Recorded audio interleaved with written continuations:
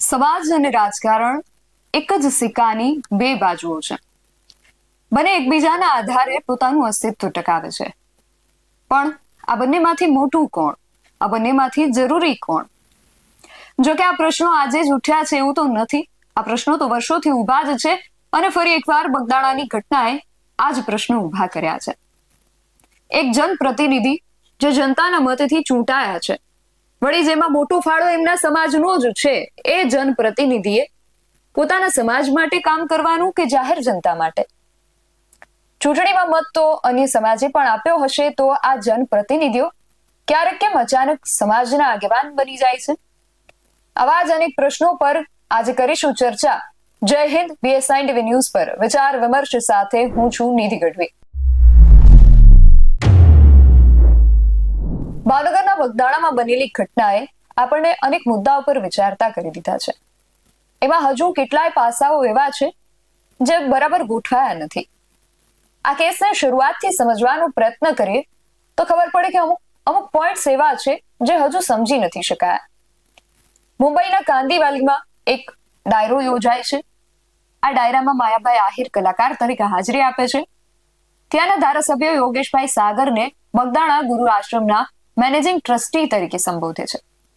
માની શકાય કે માયાભાઈથી થયેલી આ શરત ચૂક હોઈ શકે અને એમનો એવો કોઈ હેતુ નહોતો કે યોગેશભાઈને મેનેજિંગ ટ્રસ્ટી દેખાડી દેવા, અને એવું કરવાથી કોઈ ફાયદો પણ નથી. અને આ એમની શરત ચૂક જ છે એ વાત ત્યારે પણ પ્રસ્થાપિત થાય છે જ્યારે એ નવનીતભાઈને સામેથી જ માફીનો વિડીયો બનાવી આપવાનું કહે છે. છેલ્લા કેટલાય દિવસથી આ મુદ્દો ચાલી રહ્યો છે, એટલે મોટા ભાગના લોકોને ખબર જ હશે કે નવનીતભાઈ કોણ છે. છતાં કોઈને ન ખબર હોય તો તમને જણાવી દઉં કે માયાભાઈએ જ્યારે એમના ડાયરામાં યોગેશ સાગરને બગદાણા ગુરુ આશ્રમના ટ્રસ્ટી કહીને સંબોધ્યા, એ પછી એમની આ ભૂલ સુધારવા જ ગુરુ આશ્રમમાં સેવા આપતા એક વ્યક્તિ નવનીતભાઈ બાલદિયાએ એમને ફોન કરીને એમની આ ભૂલ વિશે જાણ કરી. એ પછી માયાભાઈ સામેથી એવું કહે છે કે હું મારી આ ભૂલ બદલ માફી માંગતો વિડીયો જાહેર કરી દઈશ. માયાભાઈ એવું કરે પણ છે, માફી માંગતો એક વિડીયો જાહેર પણ કરે છે અને આ વાત ત્યાં પૂરી થઈ જાય છે. અને તેમાં થોડા દિવસ બાદ નવનીતભાઈ બાલદિયા પર હુમલો થાય છે. પણ અહીંયા પ્રશ્ન એ પણ ઉઠે છે કે આ યોગેશ સાગર છે કોણ, જેને મેનેજિંગ ટ્રસ્ટી ગણાવી દેતા નવનીત બાલદિયા જે છે એને આટલી ચોખવટ કરવી પડે કે એ મેનેજિંગ ટ્રસ્ટી નહીં, માત્ર ટ્રસ્ટી છે? તો તમને જણાવી દઉં કે આ યોગેશ સાગર મુંબઈની ચારકોપ વિધાનસભાની જે બેઠક છે ત્યાંથી ધારાસભ્ય છે, પરંતુ મૂળ સૌરાષ્ટ્રના વતની છે અને હજુ પણ સૌરાષ્ટ્ર સાથે એમનો નાતો છે. ભજનદાસ બાપા માટે શ્રદ્ધા ધરાવે છે ને એટલા માટે જ ગુરુ આશ્રમના ટ્રસ્ટી પણ છે. તો એક વાત એવી પણ ચર્ચાઈ રહી છે કે આ આશ્રમની નજીક જે રસ્તો છે ત્યાં એ રસ્તાની બંને બાજુએ જે નાની મોટી દુકાનો ને હોટલો આવેલી છે તેને હટાવવા માટે આ યોગેશ સાગર જે છે એ પ્રયાસ કરી રહ્યા છે. અને ચર્ચા મુજબ આ દુકાનોમાં મોટા ભાગની દુકાનો જે છે એ કોળી સમાજના લોકોની છે. અને એટલે જો આ વાતમાં કોઈ તથ્ય હોય તો યોગેશભાઈ શા માટે આ દુકાનો કે હોટલો હટાવવા માંગતા હોય એ તો ખબર નથી, પણ આ મુદ્દાના કારણે છેલ્લા ઘણા સમયથી નવનીતભાઈ અને યોગેશભાઈ વચ્ચે પણ ડખો ચાલી રહ્યો હોવાની વાત જે છે એ થઈ રહી છે. ક્યાંક એવી પણ વાતો થઈ રહી છે કે કોળી સમાજના કેટલાય લોકો આશ્રમમાં સેવા આપે છે પણ એમને ટ્રસ્ટી મંડળમાં સ્થાન ન મળ્યાનો પણ વસવસો છે. તો એ દિશામાં તપાસ કરવામાં આવી કે કેમ? જો કરવામાં આવી છે તો તેમાં શું બહાર આવ્યું? જો નથી કરવામાં આવી તો તેનું શું કારણ? એ પણ એક પ્રશ્ન ઉભો છે. આ સિવાય ચર્ચા એ પણ થઈ રહી છે કે હીરા સોલંકી જાણે માયાભાઈ ક્યાં વાંકમાં આવે એ રાહ જોઈને બેઠા હતા, કારણ કે આ એ જ માયાભાઈ છે જેમણે 2017ની ચૂંટણીમાં એમના વિરોધી અમરીશ ડેર માટે પ્રચાર કર્યો હતો. એ વખતે હીરા સોલંકી હારી ગયા અને અમરીશ ડેર જીતી ગયા હતા. એ ચૂંટણીમાં કોંગ્રેસના અમરીશ ડેર માટે માયાભાઈ આહિરે સમાજને જ ધ્યાનમાં રાખી પ્રચાર પ્રસાર કર્યો હતો અને રાજકીય વર્તુળોમાં ચર્ચા જાગી કે આ વાત એ સમયે હીરાભાઈને ખટકી ગઈ હતી. બસ તો પછી શું હોય? માયાભાઈએ સમાજને ધ્યાનમાં રાખી રાજકીય કાર્યક્રમમાં અમરીશ ડેરની તરફેણ કરી, તો હીરાભાઈએ પણ હવે સમાજને ધ્યાનમાં રાખી રાજકીય વર્ગથી આ કેસને આટલે સુધી પહોંચાડી દીધો છે. પાર પાડી દીધો છે એમ હજુ ન કહી શકાય, પણ અહીંયા સુધી પહોંચાડ્યો તો ખરો.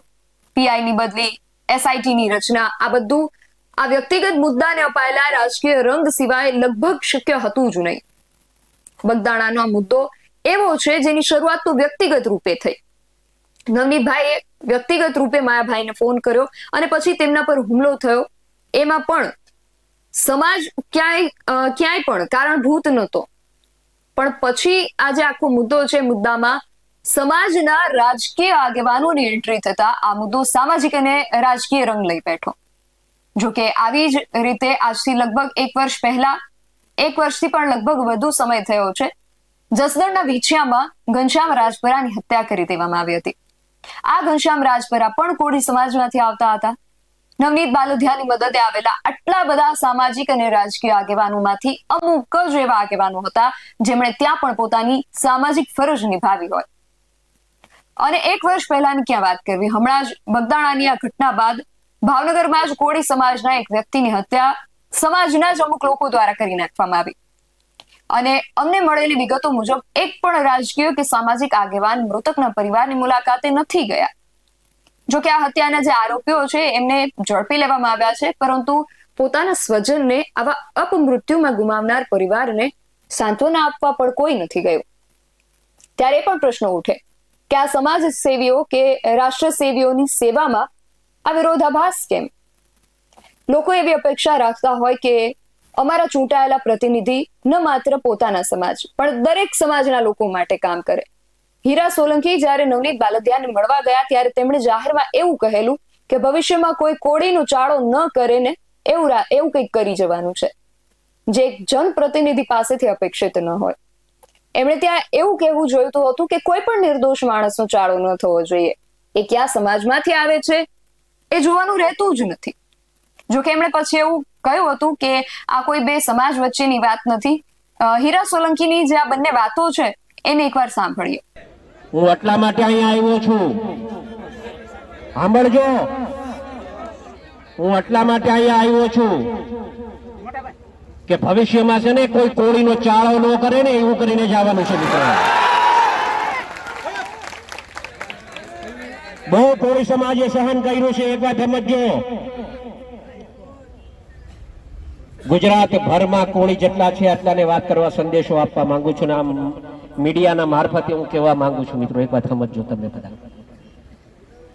કોળી સમાજ પર અન્યાય બિલકુલ સહન નહીં થાય. અમારે કોઈ સમાજ ટુ સમાજ પ્રત્યે કોઈ આ પ્રશ્ન નથી.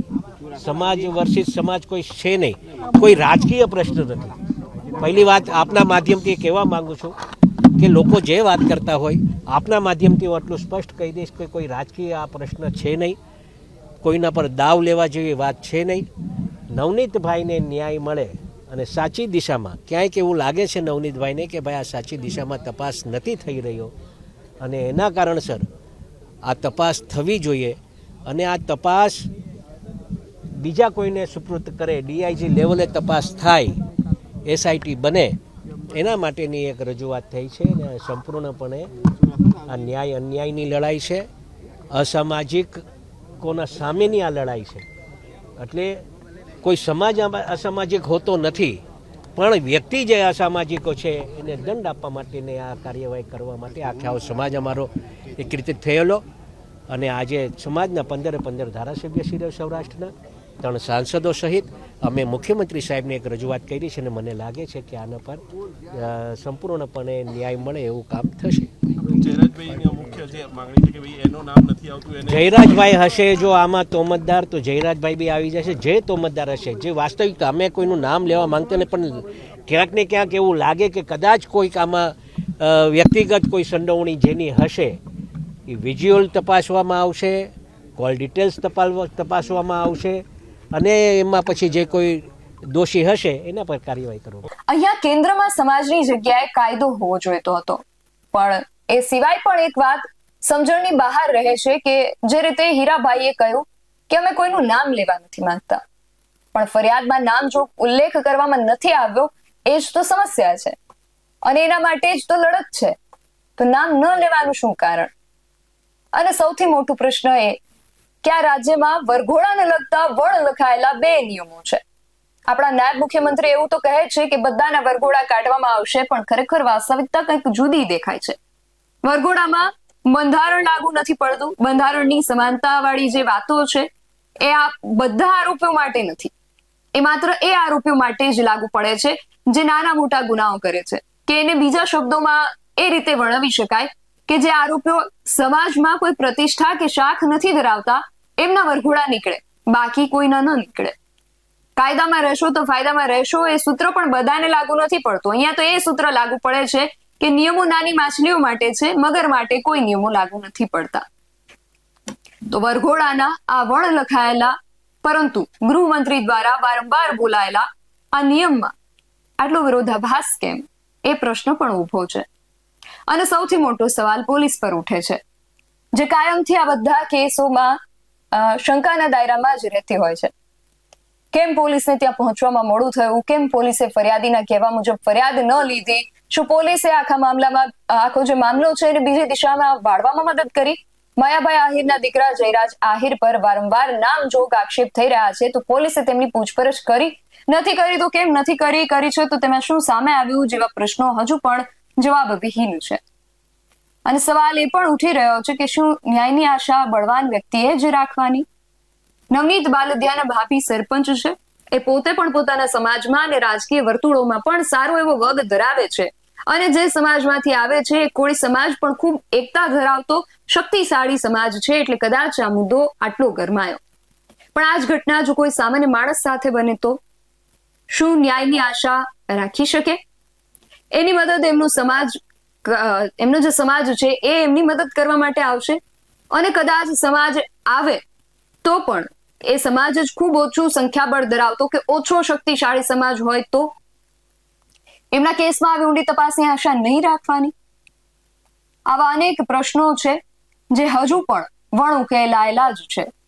આજના વિચાર વિમર્શમાં ચર્ચાયેલા આ બધા જ પ્રશ્નો વિશે તમારું શું માનવું છે અમને કમેન્ટ કરીને ચોક્કસથી જણાવજો. આવા જ વધુ અહેવાલો સાથે મળતા રહીશું. તમે મારી યુટ્યુબ ચેનલને સબસ્ક્રાઇબ કરવાનું અને અમને ફેસબુક અને ઇન્સ્ટાગ્રામ પર ફોલો કરવાનું ભૂલશો નહીં. બાકી નવી અપડેટ્સ માટે આપ જોતા રહો BSI ટીવી ન્યૂઝ. નમસ્કાર.